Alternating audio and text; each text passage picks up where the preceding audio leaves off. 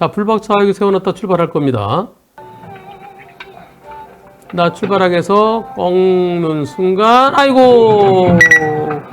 에헤. 이번 사고 과실은 100대 빵으로 볼 거냐, 뭐 90대 10으로 볼 거냐, 그것은 불박차가 깜빡이 켜고 출발했냐 아니냐, 뭐 등등에 따라 달라지겠죠. 과실 비율을 떠나서 요 차에 2명이 타고 있었는데요. 2명이 병원 치료를 많이 받았어요. 한 20번 이상 받았어요. 또 이쪽에 타고 있던 사람은 입원까지 했어요. 어떻습니까? 지나가다가 살짝 부딪히죠?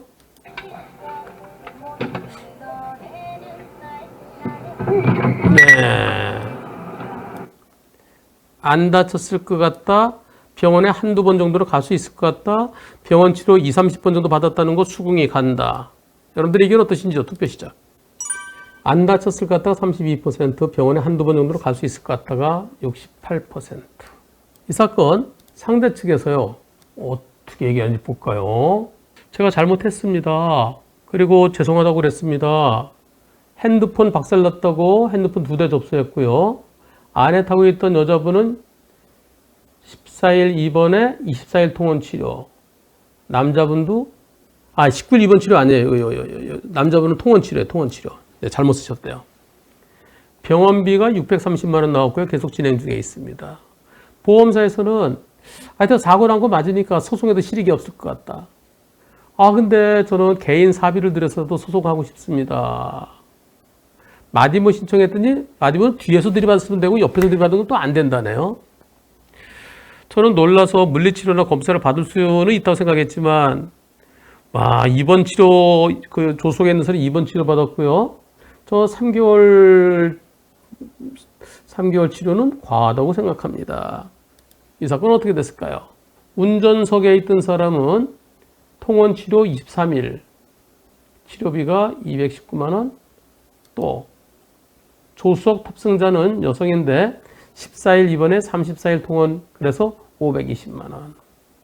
너무 억울해서 그래서 나 소송 걸겠다. 그랬더니 보험사에서는 소송 못 건대요. 그리고 본인이 소송 걸으라고. 우리가 변호사는 선임해주고 비용도 대줄 테니까. 그래서 소송 걸었어요. 그 결과 어떻게 나왔을까요? 결과 며칠 전에 판결 선고됐습니다. 불박차가 상대 두 사람에 대한 손해배상 채무는 존재하지 아니한다. 상대 측에서 또 반소를 걸었어요. 반소 청구 기각한다. 모든 소송 비용은 상대 측에서 부담한다. 야, 상대 측에서 1억 7,400만 원 청구했네요. 동승자는 1,160만 원 청구하고.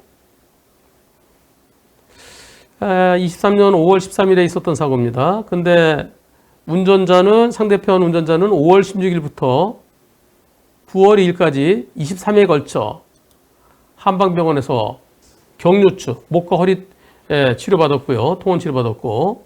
그리고 정신건강의학과에서 스트레스 장애 진단, 외상 스트레스 장애 진단, PTSD 진단을 받았고, 또 동승자, 옆에 타고 있던 동승자는 한방병원에서 목, 허리, 그래서 5월 15일부터 5월 27일까지 입원 치료를 받았고, 5월 31일부터 10월 28일까지 30회 걸쳐 통원 치료 받았다. 이거 경미하게 붙였다. 이거가 다칠 수 있느냐? 또 기왕증도 있다. 그래서 이 사고 때문에 다친 거 아니다. 라고 주장한다. 피고는, 그 상대차 운전자는 치료비 및 진단서 발급 비용 258만 원. 또 차량을 운행하지 못한 급여 삭감 손해 1억 6,380만 원. 저거 뭔지 모르겠어요. 출근하지 못한 급여 718만 원. 법무사 비용 50만 원. 그래서 1억 7,400만 원을 손해봤다고 주장한다. 또 조수석 동승자는 치료비 및 진단서 발급 비용 542만 원. 출근하지 못한 월급 못 받은 거 624만 원이라고 그 손해를 달라고 한다. 야, 이거 법무사 사무실에 써줬을까요? 왜 이렇게 써줬지? 결국 하나도 인정 못 받았어요. 소송 비용 왕창 물어줘야 돼요. 인지 때만 해도 얼마야? 1억 7,400에다 1억 8,500 정도면은 0.5% 되거든요.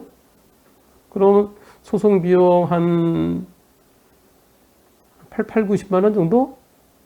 인지 때. 그리고 상대편 변호사 비용을 그 소송, 이 소송 비용, 변호사 보수의 소송 비용 산입에 관한 규칙에 의한다 그러면, 저거 한 1,000만 원 주면 안 되겠네요. 여하튼, 저 반수 다 기각됐어요. 자, 상대 측에서 제출한 증거만으로는 다쳤다고 보기 어렵다. 그러니까 이 사고로 다쳤다고 보기 어렵다. 여기 보면, 원고 차량의 불박 속도 매우 느렸다. 상대 차도 천천히 오고 있었다. 약간의 흔들림만 있었을 뿐이다.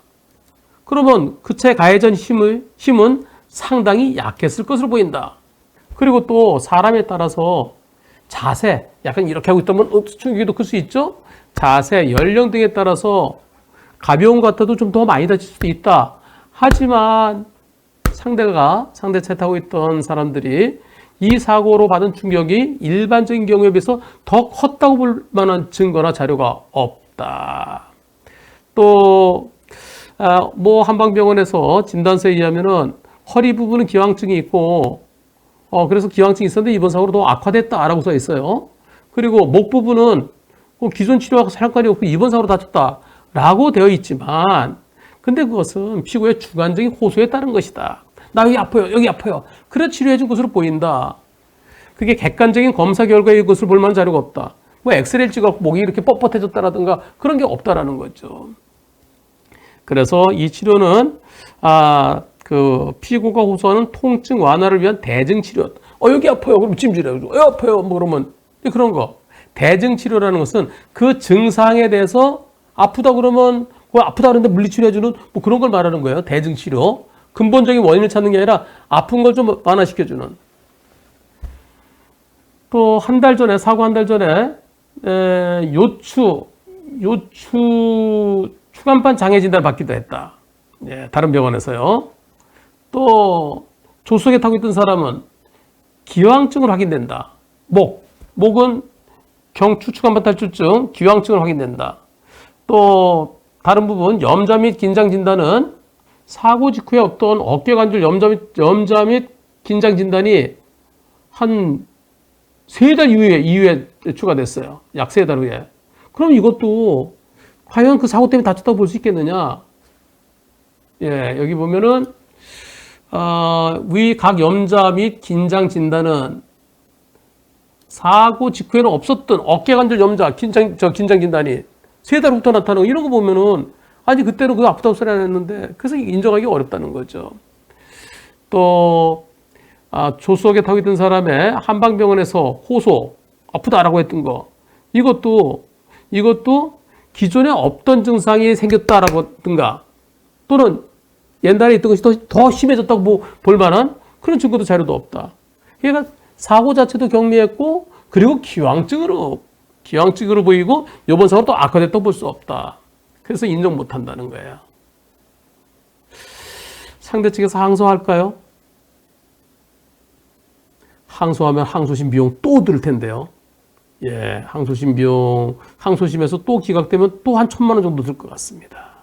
이런 사고, 속도, 충격의 세기, 이런 것에 의해서 법원에서는 사고로 다쳤을 거다, 안 다쳤을 거다, 라는 판단을 하는데요. 여러분들도, 그래, 이 사고로 병원에 한두 번 정도, 좀 더 갈 수도 있겠죠. 병원에 가서, 이거 좀 놀랬어요. 그러면서 한두 번 정도 갈 수는 있을지 모르겠지만, 병원 치료 20-30번 정도 받았다는 수긍이 안 간다는 의견입니다. 전부 다 여러분들은. 법원에서도 여러분들의 의견과 같은 내용이었네요.